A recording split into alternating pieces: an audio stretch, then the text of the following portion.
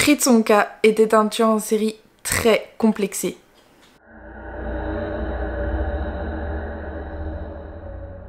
Ce sera la seule vidéo avant la fin de l'année et elle sera courte, mais je voulais vous parler de cette histoire qui m'a un peu choquée. Fritz Honka est un tueur en série né en 1935 en Allemagne. Il est né dans une famille très nombreuse, il avait 8 frères et sœurs. Son père était très violent avec lui et avec tous les membres de sa famille, donc sa mère et ses frères et sœurs. Son père était aussi alcoolique, ce qui n'arrangeait rien dans les difficultés de sa vie à ce moment-là. Il n'a pas eu globalement une enfance stable et heureuse. Durant toute sa scolarité, il va être seul et il ne va avoir aucun ami. Tous ses camarades se moquaient de lui parce qu'il était de petite taille. Il va subir beaucoup de harcèlement, ce qui va générer en lui une énorme haine envers le monde. Au fil du temps, il va quand même avoir une femme et se marier.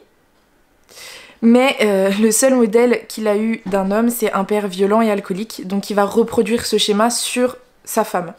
Sa femme qui, elle aussi, était alcoolique. Donc entre les deux, il n'y avait que des bagarres. Enfin, c'était un ring de boxe, quoi, en gros.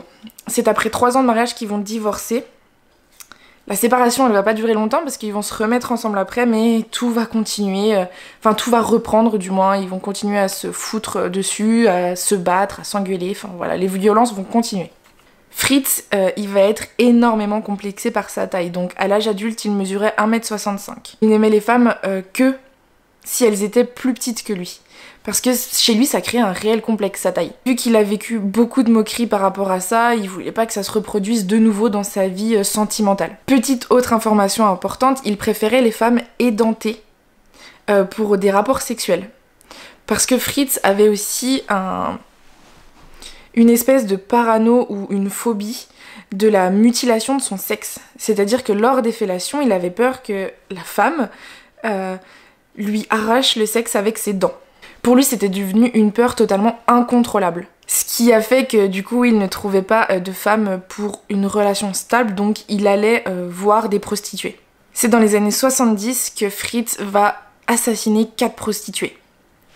Il va garder les corps chez lui, dans sa petite chambre à Hambourg, dans un renfoncement du mur.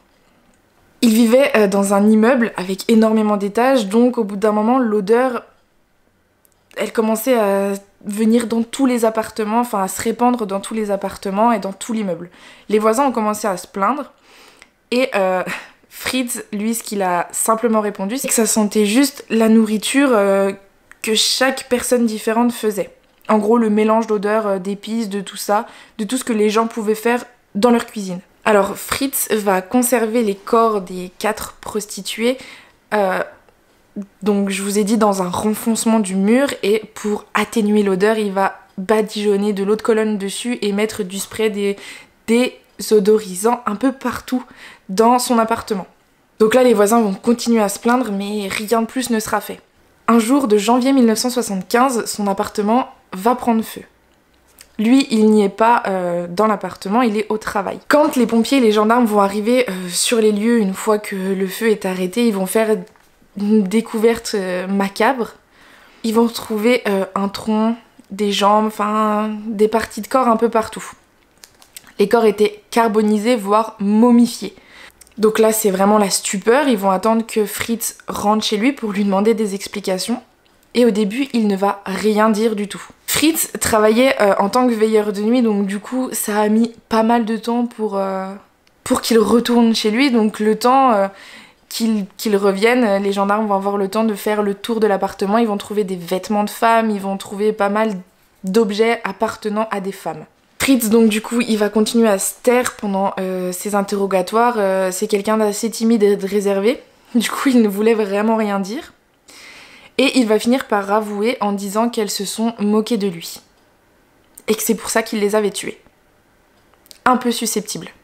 Fritz va être condamné à la perpétuité, parce qu'il y a quand même eu 4 meurtres, mais il va être libéré en 1993. Après sa libération, il va vivre sous un autre nom, donc Peter Jensen, et il va vivre dans une maison de retraite, parce que il est quand même assez âgé à ce moment-là. Et c'est en 1998 qu'il va mourir à l'hôpital. Globalement, cette affaire-là est quand même assez courte, parce qu'on n'a pas énormément d'éléments non plus sur lui et tout ça, même si J'aurais pu vous en dire plus, mais c'est les points vraiment principaux et les plus importants de l'affaire. Si jamais vous voulez en savoir vraiment plus sur lui, je vous conseille un documentaire sur RMC qui s'appelle Fritz Honka, tout simplement, où dessus c'est beaucoup plus détaillé et il y a beaucoup plus d'images par exemple. Mais ça me tenait à cœur de vous en parler parce que on a tous dans notre entourage quelqu'un qui est très susceptible et on ne sait pas comment les gens peuvent réagir. On ne sait pas non plus comment les gens peuvent réagir si jamais on se moque d'eux, même si nous ça nous fait rire et que eux ça ne les fait pas rire. On ne sait pas ce qui peut se passer de l'autre côté, dans leur tête, tout ça, comment ils peuvent réagir, ça peut être très dangereux. Donc faites très attention à ça, et même avant tout pour ne pas blesser l'autre personne, évitez de dire quelque chose qui pourrait blesser la personne. Même si ça ne justifie en rien ces meurtres, bien évidemment. On se retrouve en 2024 pour des prochaines vidéos. Je voulais encore vous remercier pour vos abonnements, pour le fait que vous continuez à me suivre et j'espère que l'année 2024 sourira à tout le monde et on se retrouve pour une prochaine vidéo.